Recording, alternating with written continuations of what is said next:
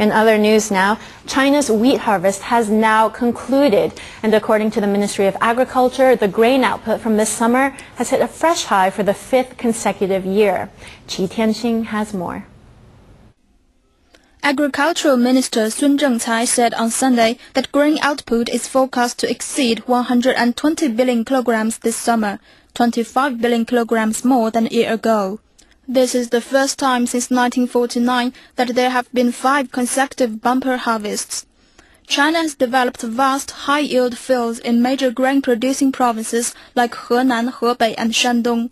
These fields can produce significantly more crops than common farmland. We have promoted a series of new technologies which can increase output, save money, and improve efficiency. They help to contribute to the higher output of wheat. Many provinces in the country have increased the amount of land being planted to increase grain output, and the government has offered a series of incentives, including direct subsidies, to further stimulate farming. Farm subsidies will soar 85% to over 95 billion yuan this year. But Sun Zhengcai points out that natural disasters and pests are threatening the fall harvest. He adds that the surging price of agricultural materials could also hurt grain production. Qi Tianxing, CCTV.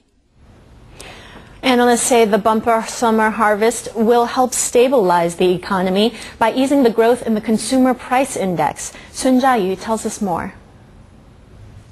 Experts believe the summer grain harvest will meet the country's demand for food and ensure the stable development of the national economy. The summer harvest is good for stabilizing the development of stock raising industry. As everybody knows, last year's price surge was caused by a rise in pork prices. This year's summer grain harvest will ease the rise in feed prices, and that is good for pig farmers. The summer grain harvest is also expected to raise farmers' incomes, and the grain harvest will increase the supply of agricultural products, ensuring stable prices. With rising international crude oil prices, the summer grain harvest is good news for the country's economic development. It could ease the rise of the consumer price index.